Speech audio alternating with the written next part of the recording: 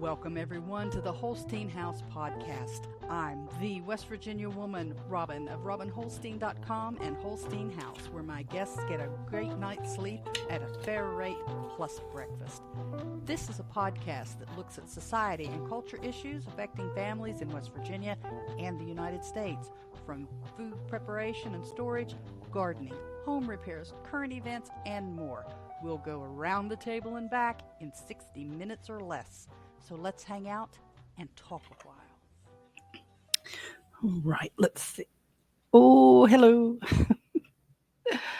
Hello, all y'all, and how are you today? This is Thursday, February the 20th, 2025.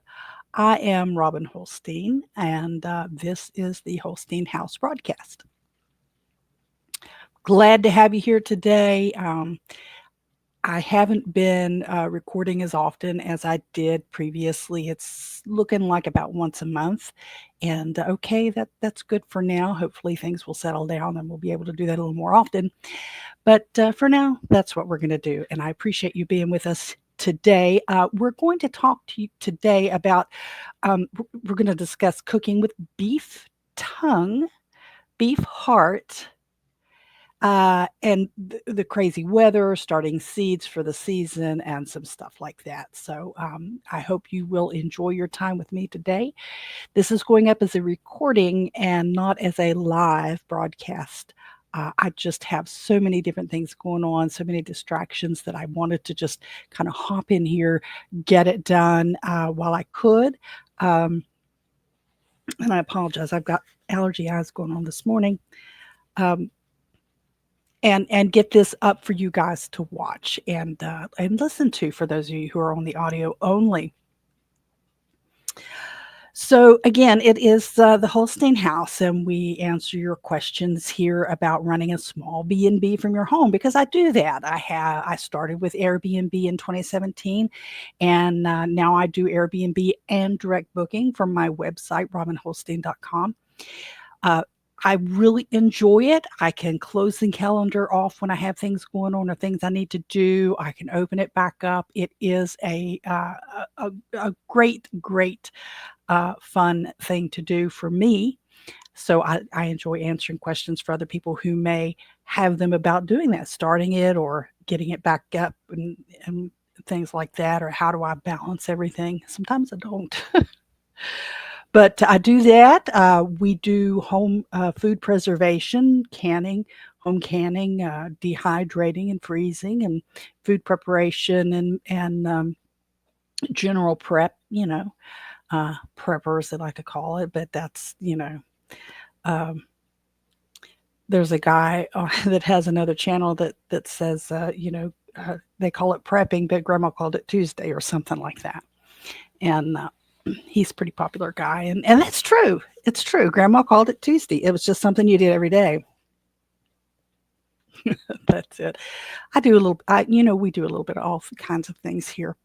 But like I said, today we're going to talk about cooking with beef tongue and beef heart. It's something that I am dabbling in, using the offal, OFFAL, the offal. That's the pieces of the beef that are generally not used in today's cooking. It's something that, again, Grandma used to do all the time. And we kind of snub our nose at it. We're like, oh, that's gross. No, it's not. It's turning out to be a lot of fun to learn to do, because you can't just throw it in a skillet. But it doesn't take a lot. It doesn't take a lot. But I enjoy doing it. So I'm going to share a couple of things that I did with those and how I did them with you here in just a few minutes. So again, I do run the B&B from the house, and one of the things that I do is I will often make homemade breads. I am working on my sourdough skills. I had been doing a lot of sourdough for a little while, trying to build that up, and I kind of got away from it. And I'm trying to get back into that as well. My starter is still good, if neglected, but it is still good. So I look forward to talking about that again in the future, hopefully. Outside Today, it is like 22 degrees. We got 2 inches of snow yesterday. We've had at least another inch of snow this morning.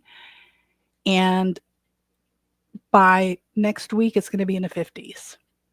So it's an insane time of the year. But we want to still plan, it's time to start planning our gardens. And it can be a little difficult if you've never had a garden before, or if you don't have a lot of space. Now, I have a decent sized yard. I could put in a fair sized garden, but I don't want to. I don't want to take up all the yard space. I do have the chickens. I do have the ducks. They need room to run. I don't want a bunch of fencing up all over the yard to keep the chickens and ducks out. So I do a lot of container gardening. And last year I had a ball with it. A friend of my husband's gave us some starter plants. He was out in Indiana and the guy brought them to him and we took care of them inside for a little while and then put them out. And I had a Jersey Devil tomato. I loved it. And those of you guys who followed the channel last year or followed my posts on X and Instagram, neighbors, is it neighbors or neighborhood? I forget. Anyway, or Noster or Facebook, all the traditional ones, you saw me constantly talking about these Jersey Devil tomatoes. One of them I got was as big as my hand. It really was, and probably, I don't know, what is that, 2.5, 3 inches thick. It was so delicious. It was an heirloom. It was huge. It was an ugly plant, but I mean, and I'm looking forward to trying to start those seeds, and we'll talk about that here in a few minutes. But I use containers, and I have some large containers, large tubs that I was able to get through our extension office. I have some 3-gallon planters that you use like you get at the nurseries when you get a bush or something, and they come in these 3-gallon planters. I have an odd mix of flower pots and hanging baskets and things, and I'm hoping to have a little more organization. Last year I had so many of those starter plants with the tomatoes. I mean, there was more than just the one type of tomatoes. There were Romas, there were Marzans, there was one that was indigo, what was the name of that plant? Indigo rose, I think. It didn't do very well. It only had a couple little tomatoes on it. It didn't like the soil, didn't like the spot. I don't know. It didn't do very well.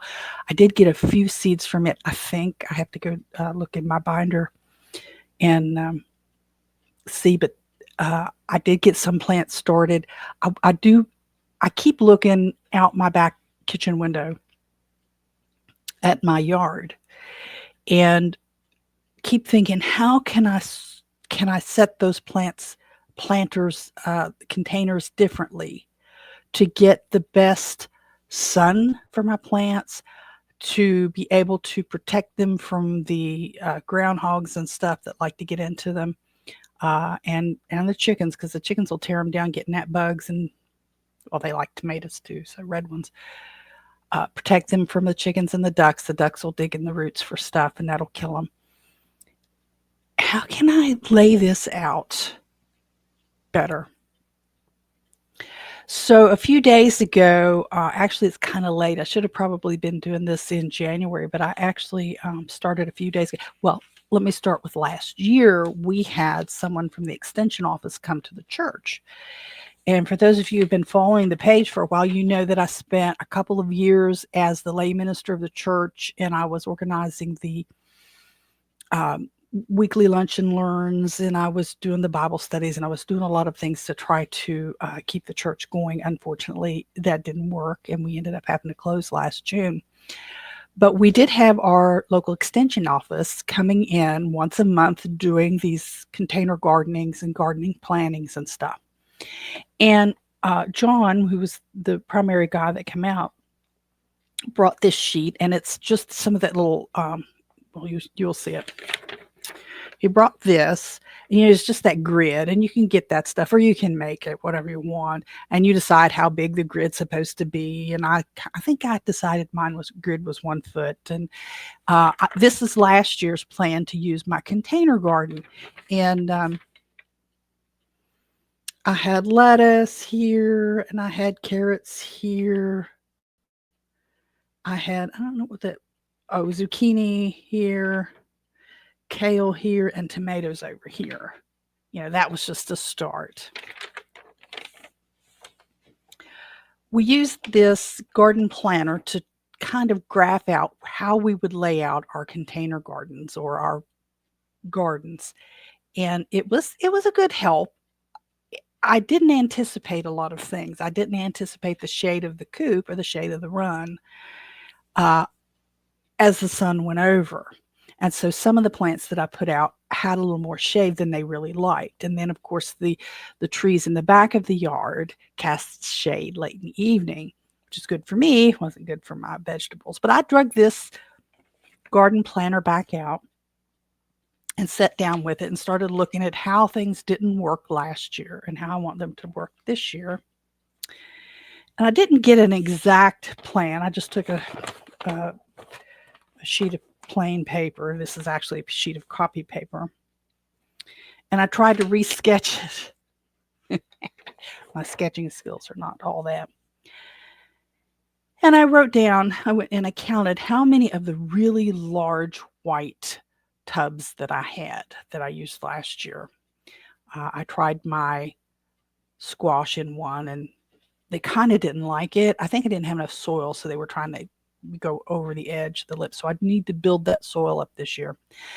But I had 7 of those, and I don't know how many gallons they are. I mean, they're really huge. But I had 15 3-gallon that I had the peppers and some of the tomatoes in. Some of the peppers did fine. Some of the peppers didn't like it. Got to balance that out a little bit. I have some 5-gallon buckets, not very many. I need to add to those. So I just wrote down 5 gallons and had a line there. And in various amounts of hanging baskets and flower pots and things like that I don't know the size of. So I need something that is not too crucial, to put into those.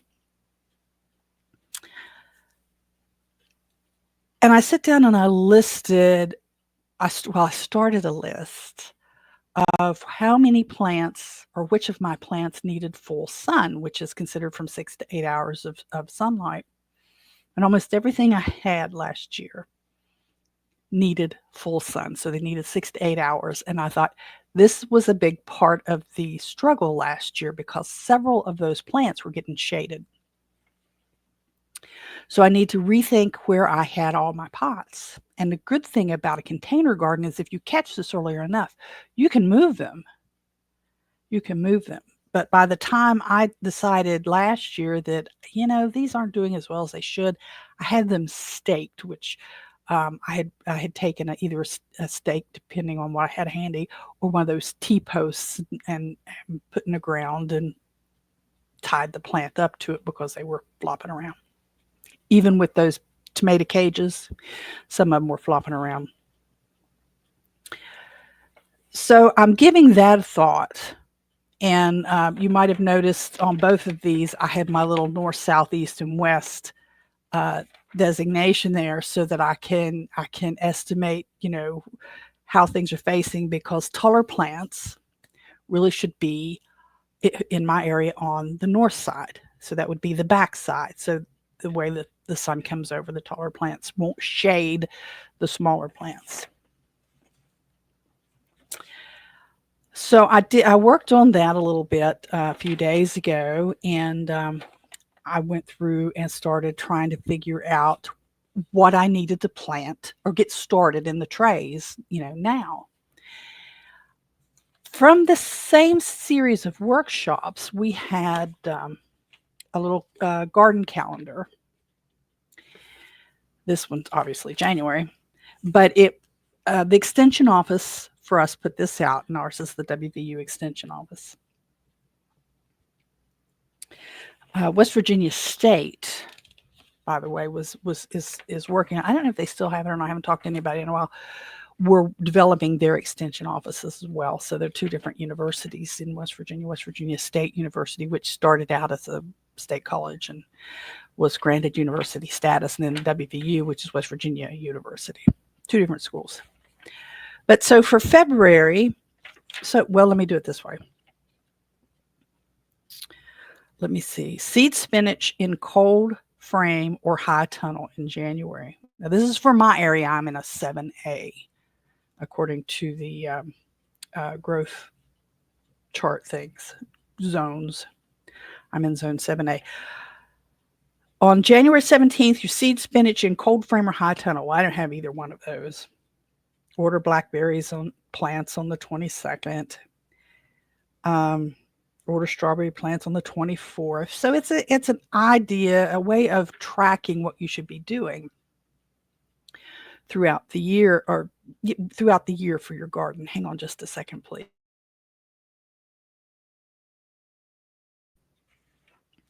I needed to cough. Still have that going on. So in February, like I said, I got a little behind.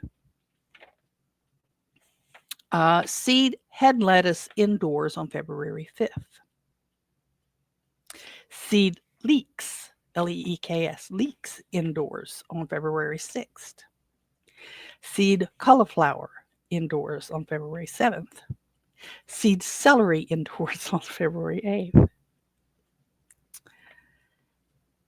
That's another high tunnel. Start a kitchen herb garden on February 10th. Now, this is last year's calendar, but it's only going to be off by a day or so. It's still, the general idea is the same. I could have drug out the Farmer's Almanac, but honestly, the print's so small and I'm so old, it's not even funny anymore. Seed broccoli and cabbage indoor on February 12th. Seed colors and kale, seed peas on the 13th. If you're south of US 60. So this is very particular. It says south of US 60 because the zone line splits on US 60 here in my area of West Virginia. Technically, I am south of US 60, but only about 1,000 yards because I can see US 60 from my front porch when the leaves are off the trees. It's not that far. So technically, I am south of US 60. Order seed potatoes on February 14th. What a Valentine's Day. I ordered some seed potatoes for you, dear. On the 15th, prune, blueberry, raspberry, blackberries, and fruit trees. Now, I don't have any true fruit trees. I have these weird things in the front yard that aren't real fruit trees. I don't know what they are. They're like a hybrid kind of thing that's not worth fooling with. And I've said a couple times I want to cut them down, although they're beautiful when they bloom. They're gorgeous when they bloom. I love them in the spring. They're absolutely beautiful. And I have a dogwood tree, and I hate to cut the dogwood tree down, but it was planted right where where a gate is. And of course, while the tree was smaller, it wasn't a problem. But now that the tree is fully grown, the gate, you can't open the gate all the way because it hits that tree. And it makes getting the camper in and out of the yard very difficult. And I keep saying we're going to take it down, but I keep waiting because it's just, I love it. It's a gorgeous little dogwood tree. Let's see. Plant Irish potatoes in high tunnel on February 16th. Seed carrots, onions, and greens in cold frame or low tunnel on the 17th. Apply lime sulfur to blueberries on the 19th. I don't know if anybody really does that around here.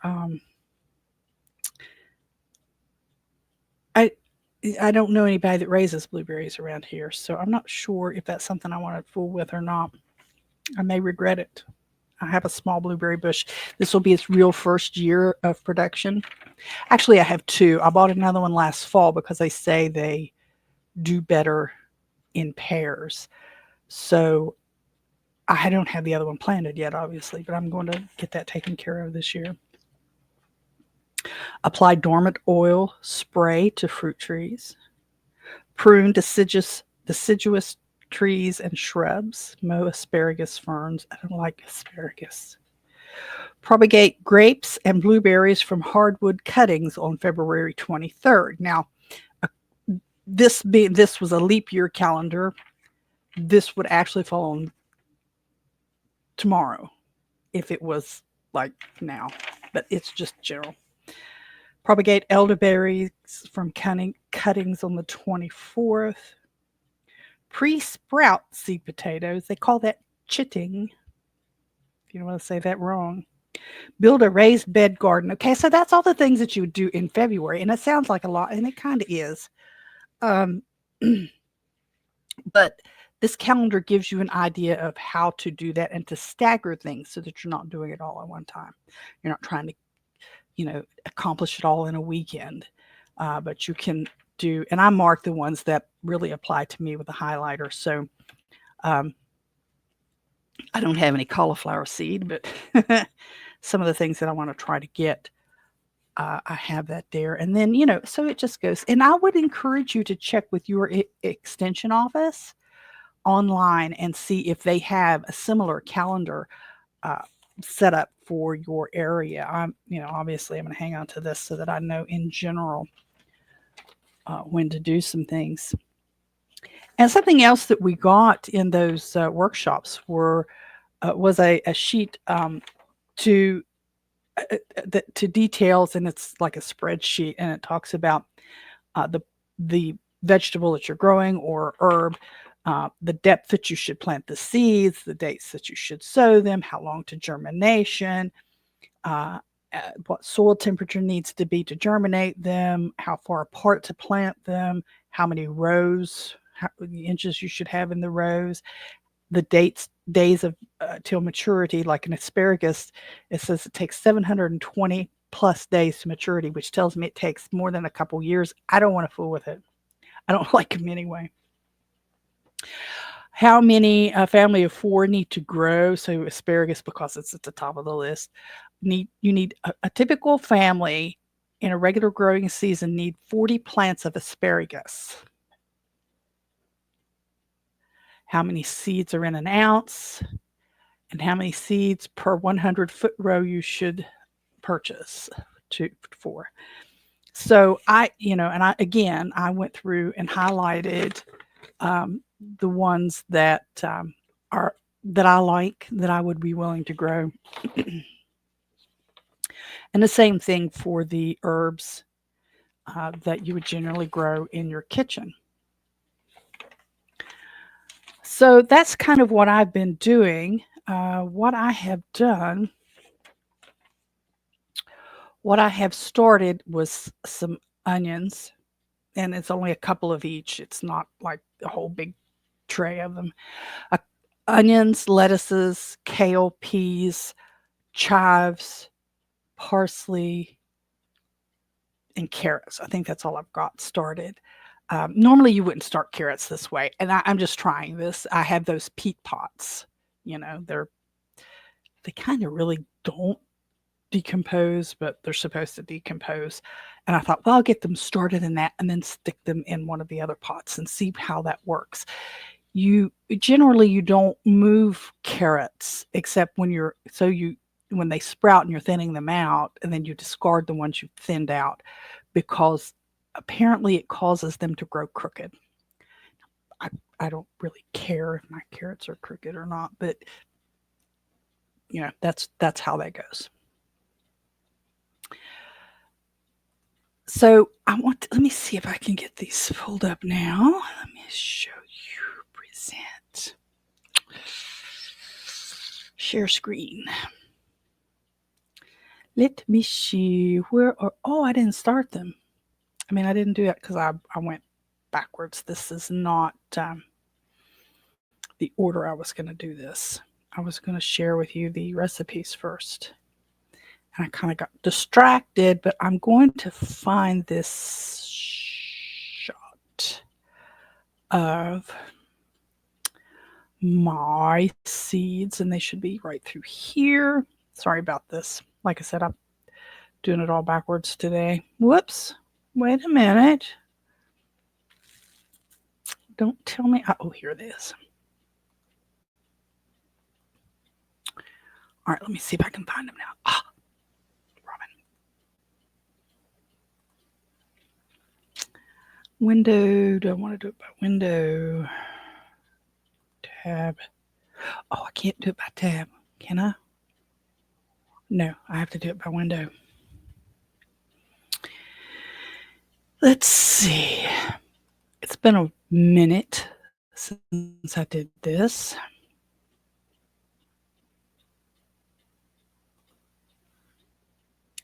And I'm all thumbs now. So what you should be seeing here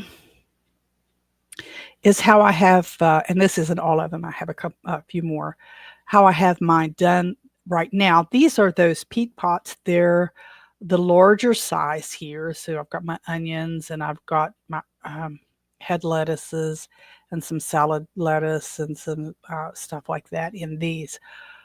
I have cut up a Ziploc bag. I've cut the Ziploc bag open to use to cover because I didn't have any saran wrap to put over it. I have the saran wrap I have is that dumb, stupid cling film stuff that I didn't want to use on here.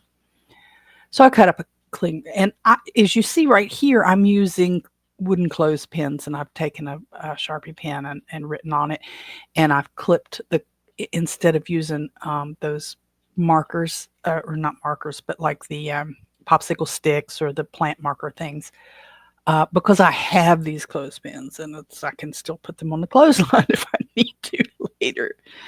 But this is when I started them. This is Thursday. On Tuesday, I think it was Tuesday, maybe Monday. It was Tuesday.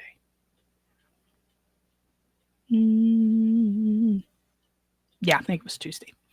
So I got them. I got them the pots filled with the soil, garden soil. I got them the seeds sown. I watered them in, and I marked them, and I put this plastic over top of them. So this is how I'm starting. I'll have to start some more either this weekend or Monday of some other things.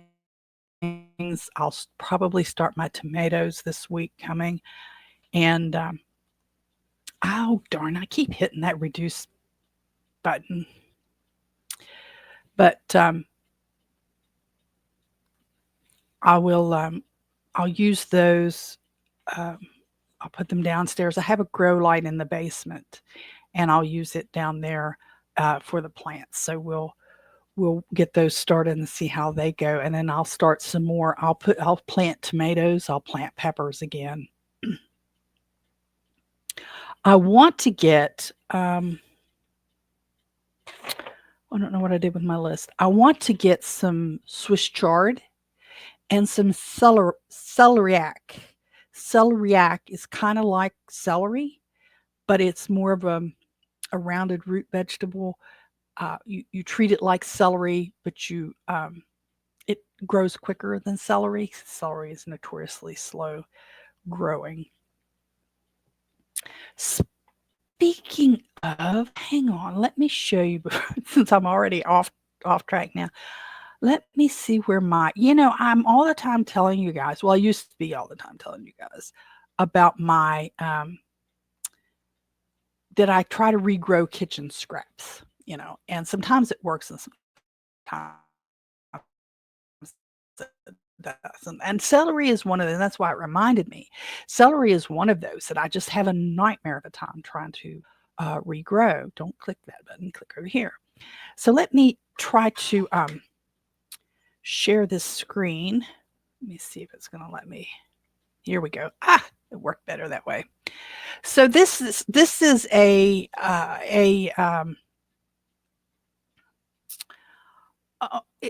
it's a collage, I guess you would say, from software program that I use of some of the kitchen scraps that I'm regrowing. This, you may or may not know, is a leek.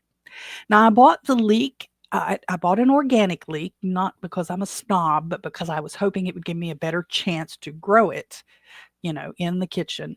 after I used most of it for some potato soup. Instead of onion, I used the leek. Instead of chives, I used the leek.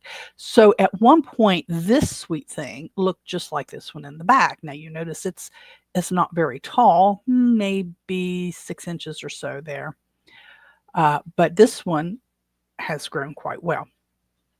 I took this leek and and actually it was kind of smaller than this one back here when I started, and I put it in a carryout cup from fast food chain filled with gardening soil that you buy at the store, not out of my backyard, and put another fast food cup over top of it to create like a miniature terrarium or to provide it some humidity. Uh, when you buy the leeks, they have a small bulb with roots on it. So I thought, all the work's done for me. And so, like I said, I had cut most of the leaves back, probably about here. It looked a lot like this one. I put a large cup over top of it to create that terrarium effect. And it's growing fairly well. Now, I took this picture a few days ago. I have cut again since then off of this plant. This one has grown almost to this board up here, which is another couple inches. And I'll have to take it out of the window pretty soon. This is a bay leaf plant or basil plant, not bay leaf, basil plant that I bought at the whole plant in the herb section at the grocery store and just needed a few leaves off of it. And so I stuck it in some soil as well. It's kind of hanging on. It kind of doesn't like it. I'm not real sure what I'm going to do with it. It's just kind of being unhappy, let's say. This is also came from the grocery store, same grocery store. They called it live lettuce, and it was a little round head of lettuce that you would use for one salad or maybe two, and it still had the root ball on it. Yeah, I guess it's just, oh look, it's still got its roots. It's still so fresh. With the roots on it, it could stay for a while. So I cut the leaves off of it that I wanted, and I put the root ball in some soil in a small plastic cup, not a drink cup, but a different cup from, what was it? It was a macaroni salad, maybe, small macaroni salad, single serving thing. But there are two different plants here, same lettuce, and they're kind of not really excited to still be hanging around, but they are doing okay. I don't have anything large enough to cover them to keep them humidified, so I do spray them with a little water a couple times a day when I'm back at the kitchen. This here is obviously an onion. I bought it. I chopped it off about the same way I did with the leek, and plopped the rest of it down in a drink cup with some soil and put the lid on it too. Now this one down here that you see, bless its little heart, this is a peppermint plant. My grandnephew had purchased one. He was doing some things at the local farm market and needed something locally purchased out of there, and he purchased this peppermint plant. And once he was finished with his project, he brought the plant to me. It did okay for a while, and then it didn't. Well, I had a little bit of it left. It was still alive, so I put it in a container. And this is, you can see, I have a drink cup lid over top of it to keep it humidified and keep the moisture in. And that's the same way I've done all of these. So a little bit of soil down here. It's doing okay. It's starting to perk up now with the longer daylight hours. So, and this is obviously a tomato sitting there. It's sitting there growing little sprouts waiting to be put in the dirt. So you see all of that there, and it's just it's my kitchen window scrap garden. I have up here, I don't have a picture of it in this, but I have some carrots that I took the carrot tops and did the exact same thing that you see going on here. Put them in some dirt, put the lid over top of them. Some of them are growing fairly well. The carrot tops are growing fairly well. And I'm just kind of experimenting with them to use them maybe as a garnish or to, maybe toss into a salad. I don't have enough of them to do it yet. The roots probably won't grow to true carrot size, but I'm interested to see if I will be get enough to maybe snack on. So there's that, folks. Glad to share that with you. That's my little kitchen garden. And you would be able to see it, except it's all snowy outside, and you can see what the snow's doing to the background there. So, and I apologize for that glare. Uh, I was going to sit like I usually do at the table and have a shot behind me at the wall. And I thought, no, I need to move this over here out of the way of the table. This is what we get. I need to get back, get things sorted out back in the dungeon. Let's see. I think that's it for the garden. So I'll continue to work on those. Are you starting anything? I know Julie has started hers. We've talked about this before. She does a much bigger garden than I do, so she has a very large yard. And we actually traded seeds. Julie and I did. She sent me some Tromboscinos, different tomatoes, Cushaw. Oh, is that another kind of squash? I forget. She sent me quite a few seeds, a handful of packets of seeds that she put up, and I sent her quite a few of the Jersey Devil tomatoes, the different kind of peppers that I had last year. So we did like a seed swap, and I'm anxious to get some of those started too. But those you don't start till later. A couple pumpkins and something else. I can't remember now. I don't have them in front of me. They're in my seed binder back over there. So we'll get to working on that, and we'll keep you posted on how that's going and how the weather is going. I mean, the weather is insane. Oh, I forgot to say, yeah, I put a regular onion, just a regular white onion, what I had left. So I you chop it almost all the way down to the roots, leave about that much above the root, and put that in some soil and start it up. And oh yes, a turnip. I can't say I've only eaten turnip once that I've known of, and I saved it. The top of the turnip I cut off, and the bottom of the turnip I cut. And so the top seems to be growing okay. The root is not. I may have cut it too close. But it's in the other window. I didn't have a picture of it. All righty. What now? So we were going to talk about. So let me bring you up. No, let's do the beef. Let's knock that out. So I want to show you. I touched on earlier that there are parts of a beef that you don't usually get. You're not going to see it at Walmart, probably. I mean, I guess maybe in some regions you may. But in my area of West Virginia, you don't see these things at Walmart. You don't see them at Kroger's. You don't see them at Piggly Wiggly. You don't see them at Save-A-Lot. And it's the part of the beef cow or beef steer cow or whatever called the offal, OFFAL. It's the organs. It's the tongue. It's the fat. It's the heart, which is an organ, obviously. It's the liver. It's these parts that we don't generally, kidneys. I don't think I have any of the kidneys, but that we generally don't eat anymore. And some of these organs have some really good and essential minerals and vitamins and things in them that we have kind of carved out of our diets because we don't eat them. And I know for a long time I thought, just like the rest of you guys, the tongue, oh, I don't want to eat tongue, and the old joke, I don't want to eat something that can taste me back.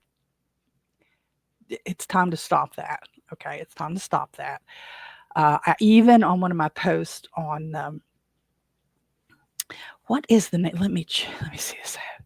Neighbors, I think, is the name of the app. Nextdoor. So Nextdoor, I posted a picture of what I made, and the only comment one particular person made was blech, BLECH, blech. No discussion. No, what does it taste like? No, how did you do that? Nothing. And you go and you look at this person's profile. They have none of their own posts, but they're notorious for negative comments on other people's posts. So that was there. Most of the comments have been, what does it taste like? What does it look like? And I shared that. So what I did with the tongue, I did two different things. The majority of the beef tongue I used in a as in replacement for ground beef in taco. So it was a breakfast taco technically, but I didn't do it exactly that way because it wasn't just for breakfast. We were eating it for dinner. But I treated it like taco meat. And then the other part of it, I just kind of sliced and I roasted a little bit. Well, I put it under the broiler, so I broiled it. I broiled it for a few minutes and used it in a salad. So it turned out really good. What I want to show you here, let me get to my pictures of my tongue. Aw, don't be this way. I don't want two all photos. I don't want three all photos. I just want.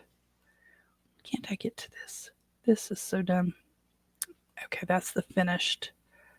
Let me make sure they're in the right order here. All right, that's the start. Nope. I'm going to move you over here. And you can go away. I've already showed you.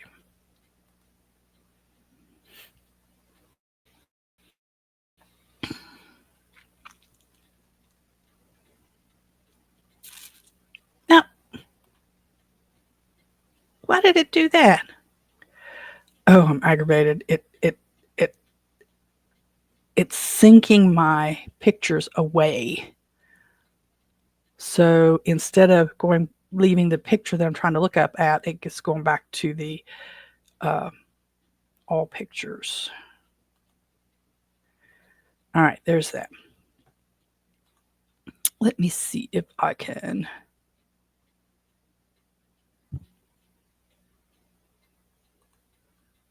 share this with you. So this is the tongue. It looked so terrible in that because it was frozen, and I had it for a while. Well, not for a while, but since last fall, and I thawed it out. This is what it looked like. This is the end where if the cow walked up to you and licked you, that's what's going to get you. And this is the back of the tongue, and this is the part that would go down, down the throat. I think it looks like a boot, the heel of the boot and the sole of the boot. So, in honesty, I had to flip it over a couple times to figure out what was what. But this is very, very rough. This is like it'll rip your fingerprints off of your fingers if you mess with it too much. It's just very, very rough. And what you have to do is you put it in some cool water. You bring it up to a boil very quickly, and then you back off the heat just as soon as it really starts boiling. Only give it like a minute or so to really return to boiling. Dial it back and simmer it for a couple hours. And then once you do that, let me see. Nope, that's the ducks. Here we go. Once you do that, it's going to look more like this. Now, it's going to look like this, okay? But this is after I've peeled it. And before you get all tore up, it's really easy to do. Keep a little paring knife by your side. Because when you take this out of the boiling water or the simmering water once it's cooked and you set it down, you want to peel this very quickly. And the cooler it gets, the harder it is to peel. And it's kind of gooey and slimy. But what you get is this beautiful piece of meat here. And it is absolutely gorgeous. It's like roast beef right through here. It really is, and it feels like it, and it tastes like it, and it's just so delicious. Um, let me see. I didn't take. Let me go back to this. Forgive me, please. Um, I want to show you, and because the way this thing is carrying on this morning. For those of you who are on the audio only, I'm trying to go back to find the picture of the taco that I made so that I can show everyone where it was. Now, my taco shell or the tortilla is not all that lovely, okay? And I do have a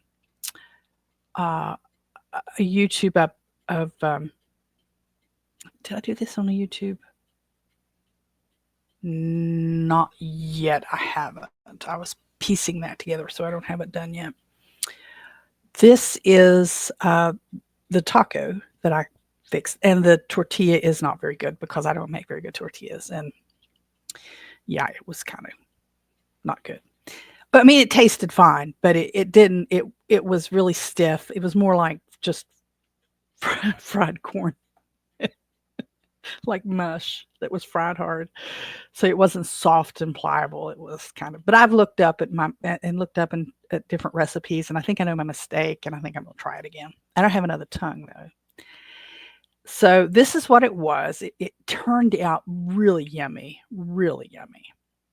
And Mr. Holstein enjoyed it. The meat itself tasted like roast beef. I, I kid you not. It tasted like roast beef. And you could put it in chili, you could put it in a stew, you could put it in anything, and it would have tasted fine. And if people just get past the idea that, oh my gosh, it was tongue, nah, it was good. It was really good. Then the heart, I actually even cooked the heart. Let me see if I can find the picture of the heart. I made that comment on Noster and then said that's an old hee-haw joke. And somebody said saying it's an old hee-haw joke is redundant. Well, it's only redundant if you know. So here we go. And I will share this with you right now. This is the heart, the beef heart. And this puppy was 3 pounds. It was over 3 pounds. And it was already split. The butcher had already split it. So this is the whole thing. It's not like the front and then the back, other than, let me see, am I going this way? Yeah. And so you can imagine, you see, this is where if you put it back together, you would fold it right here. So this is folded back on that. I don't know if it makes any sense to you or not. So this is the back side of it and the different chambers and muscles. This is just one giant muscle, folks. There's not any fat in here to mount to anything except what you see on the outsides. So you see some here and you see some stiff ligament and tendon kind of stuff that goes along with being a heart. You trim all of that away. You can see it different here. This is a little piece of liver that I used when I was making the ancestral blend. The ancestral blend is an 80-20 mix of organ meat and ground beef. So what I did, I used 10% heart meat and 10% liver. And honestly, it was less than an ounce of each if you're doing a 1 pound mix. So you didn't taste it, but you do get a little more nutritional balance out of the heart and the liver when you do add that. So yeah, you cut these things here. You trim them off, cut them away, cut the fat away. I don't know how many more pictures I've got. That was just a little piece. That's like 10% of the heart for the ancestral blend. That's 0.8 of an ounce. And this is This is showing you with it folded together the way it would be laying in a beef or a cow or whatever. It was just over 3 pounds, 3 pounds, 3 ounces. So all of this fat has to be trimmed away. And it's not hard, but it is kind of stiff. The fat was really kind of stiff. Here's a better angle of that. I'm hoping you guys are, that it's following. I think it is. And this is the meat cut up. And so what I did is I used this heart in stew. I made a stew. I need to, I might, that's another piece of it, another picture of it. And what I did is I mixed my flour and pepper and salt in a Ziploc bag, put the chunks in here, shook them up just like you would coat any other kind of meat, and put them in the skillet. Fried them. This I use the Ancestral blend in spaghetti sauce. So these are just random pictures of what I was working on because that was it. Because I was trying to put together. Oh, you want to see an egg? That's one of my green. That's my Easter egger. That was the first egg she laid this year. So she's like I said, she's laid like 3 eggs so far this year. But I want to get and show you if I can what the stew looked like. Why is it not letting me do that? It's not wanting to go back. Oh, that was Valentine's Day when Mr. Holstein's car broke down. I had to go get him. Bless his heart. His car broke down on the way to work, so I had to, excuse me, go pick him up at like, 6 in the morning.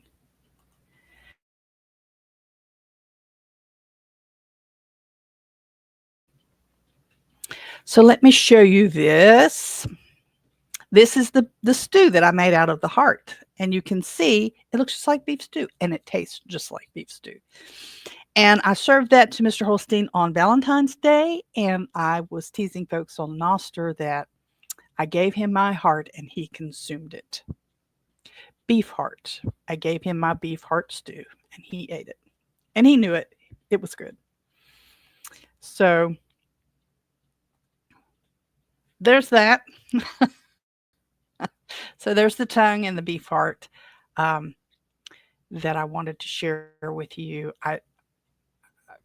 The Ancestral blend, like I said, I used it like, I mean, I did the math real quick on it. So if I've got 16 ounces of meat, I need 1.6 ounces to make 10%. And of that 10%, I wanted half to be the tongue and half to be the heart. Now, the next time, or no, it was heart and liver. Sorry. The next time it will be 20% liver because I don't have any more heart to put in there. But you start off small so you don't taste it much. And then 20%, you start getting past 20%. And it's my understanding that you start tasting it more. So if you're trying to slip in a little extra nutrition to your family, then you don't want to go too much past 20% because then they'll really start noticing and they'll be mad at you. You fed me what? Yeah, I fed you liver. So I also want to touch just real briefly on bird flu. We talked last time about bird flu and how you needed to be ready if you're going to be raising chickens. You need to be sourcing either your eggs if you're going to put them in an incubator or how you're going to get your birds, because bird flu is wiping out operations across the United States. So within the first 24 to 48 hours of a sick bird, it's required to go in and cull, cull, cull the infected, the whole flock. So you may have 200 sick birds, but you take out all 10,000 of them. So that just wipes them off the map. And there's a person I know only online. I don't know that we've actually met, but we attended a couple conferences and we connected on the conference Facebook. And so then we talk. this person is rather liberal and I'm not. And, because of the current administration, the comments have been frequently, why are the egg prices still up? I thought egg prices were going to go down on day one.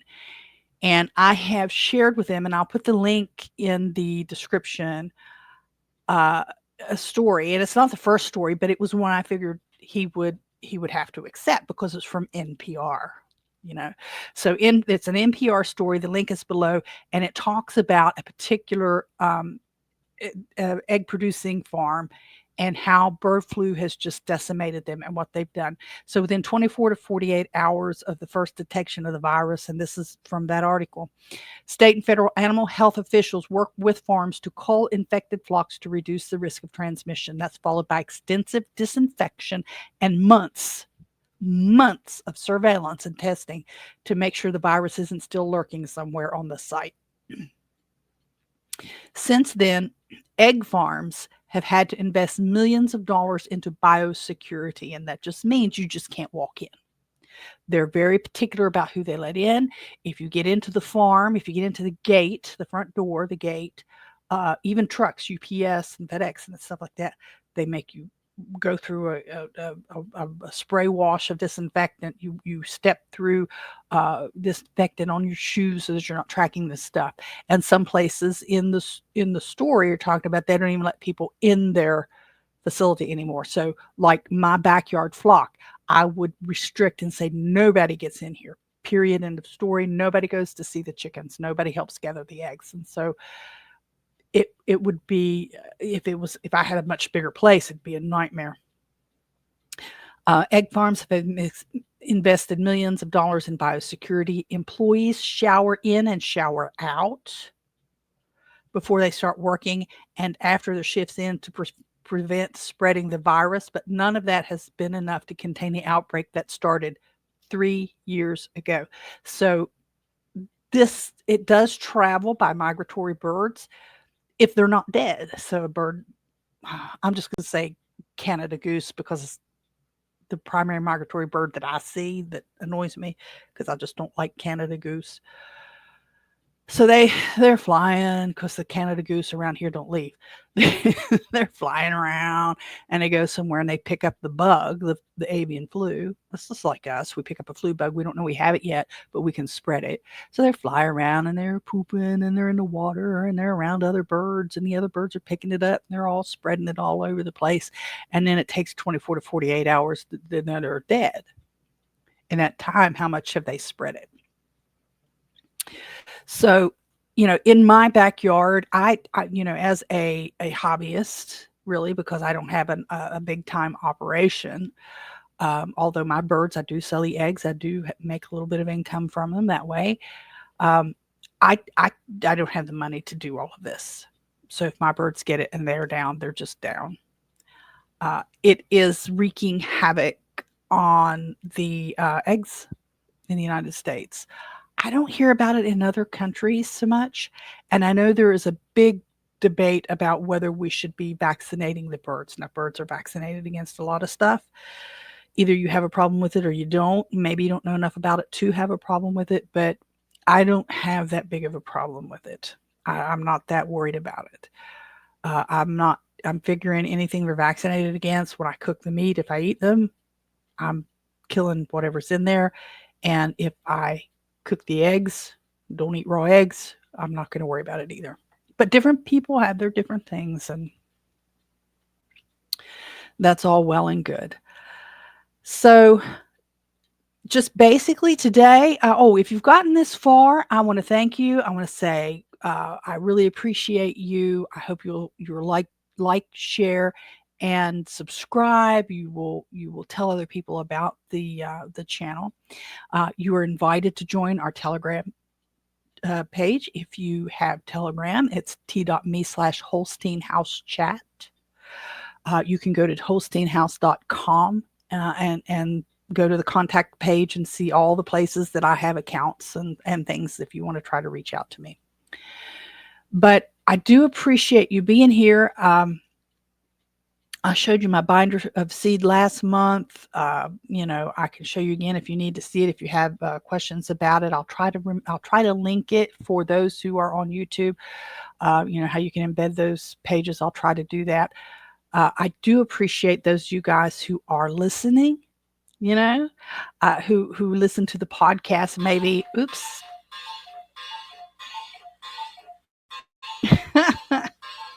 Every time. I've been looking up and trying to catch that before. Before I went too much further, I was going to try to hit the mute and I missed it. But there's 1,002 ways to connect with me, and I really appreciate you, and I appreciate the time that you spend with me. And I'd like to hear from you some more. I'd like to be able to say hey to you and welcome you to the channel next time. So be sure and say hello. I do have some questions that I've answered on the YouTube. I'm going to try to gather those up and maybe do a session on answering those questions, face to face like this. I have a few things like putting together the beef tongue taco and stuff that I'm going to try to do a short video on. I have to because I wasn't sure how I was working with the stuff and whether it was going to turn out. I didn't video every step. I took pictures, and so I need to do a voiceover and do it that way. It's just a matter of time to do that. Stay warm, stay healthy, try something new, and I'm gonna finish up now because we've run just over an hour and some change, so I don't want to go any further than that. I really appreciate you guys, and I look forward to seeing you again soon. Let me do that. And get your gardening stuff together and get your questions for me. And we'll go through some questions if you have any on your garden. So take care. Thank you guys. Love you. And we'll see you next time. Bye-bye.